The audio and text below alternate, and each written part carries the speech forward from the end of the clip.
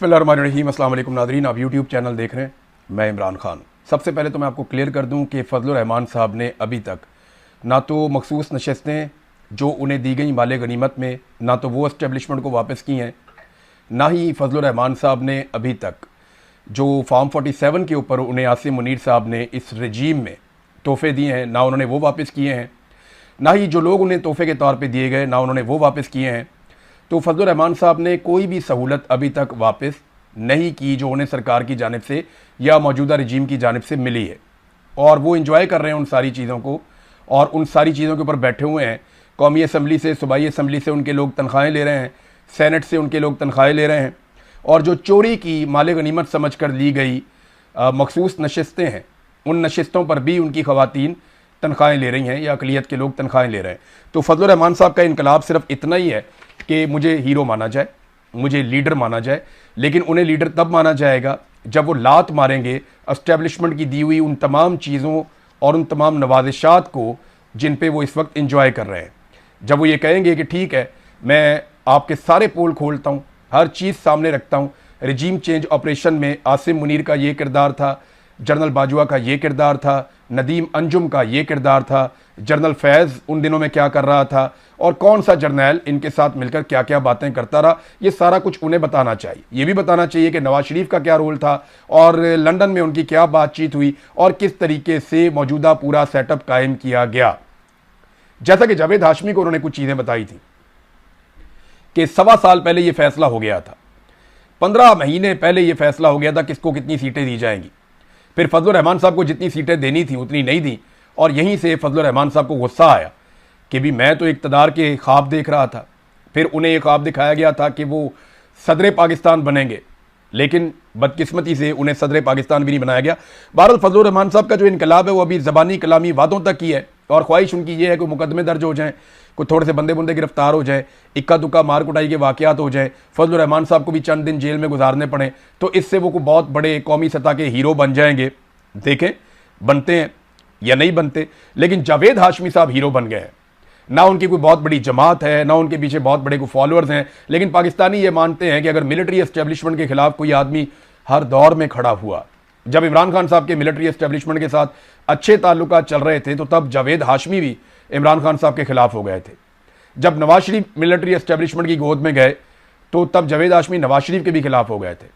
तो जावेद हाशमी ने हर दौर में लंबे अरसे से मिलिट्री एस्टेब्लिशमेंट का मुकाबला किया। कम से कम परवेज़ मुशर्रफ के दौर के बाद से लेकर अब तक आखिरी 25-30 साल तो उन्होंने शानदार गुजारे मिलिट्री एस्टेब्लिशमेंट के खिलाफ। और अब मरियम नवाज की हुकूमत ने उनके ऊपर जो पर्चा दिया है वो बिजली चोरी का दिया है। आप अंदाज़ा करें, इतना बड़ा लीडर है, इतनी उसने सऊबतें बर्दाश्त की हैं,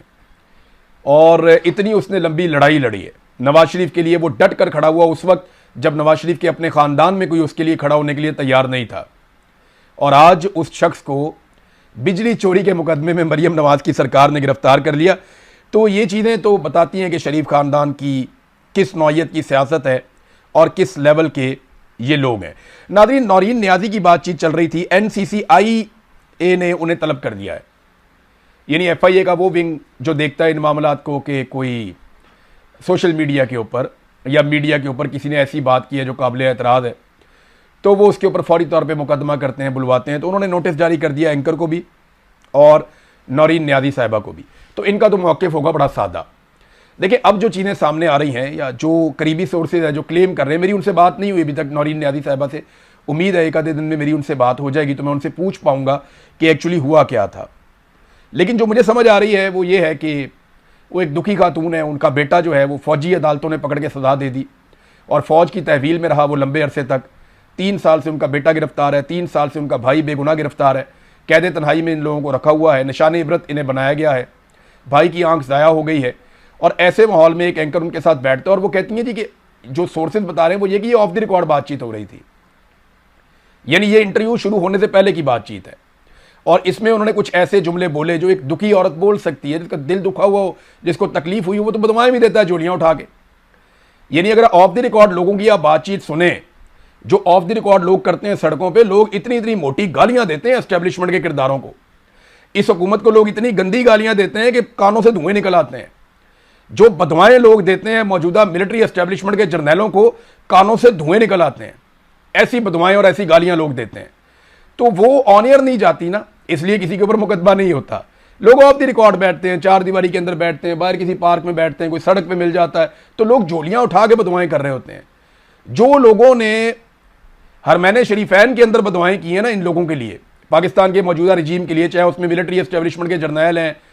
चाहे उसके अंदर कोई सियासतदान है, चाहे वो जालिमों की सहूलत करने वाले सहूलतकार हैं, तो लोगों ने जो खाना काबा और मस्जिद नबवी में बददुआएं दी हैं ना, वो अगर आप ऑन एयर कर दें तो इनके कानों से धुआं निकल आएगा। ये डर जाएंगे कि लोग इनके बारे में क्या सोचते हैं। मैंने तो अपने कानों से सुना है, मैंने तो खुद देखा है। मैं 2 मरतबा गया हूँ हरम में, और मैंने वहाँ सुना लोग कैसे इनके लिए बददुआ करते हैं और कैसे इमरान खान के लिए इस वक्त दुआएं मांग रहे हैं लोग। तो ये चीज़ें ऑन एयर नहीं जाती, जो ऑफ द रिकॉर्ड चीज़ें होती हैं वो ऑफ द रिकॉर्ड ही रहती हैं। फिर उन्होंने ये कहा भी था, इमरान खान की बहन ने, कि इसे पब्लिक ना किया जाए। और ये एक सहाफ़ती उसूल है कि अगर किसी ने आपको कोई इंटरव्यू में बात कर दी है, अव्वल तो वो कहते हैं जी ये इंटरव्यू से पहले की बातचीत है और इसका इंटरव्यू के साथ कोई ताल्लुक नहीं था, ये उनकी एक ज़ाती भड़ास है, गुस्सा है उस खातून का। मैं यानी ये ओपनली कहता हूँ कि किसी के भी, आप किसी भी खातून के भाई को, उसके बेटे को आप निशाने इबरत बनाएं, तो वो आपकी तारीफ तो नहीं करेगी, तो आपके खिलाफ बात करेगी। अब उस बात में हकीकत कितनी है ये तो एक अलग बात है।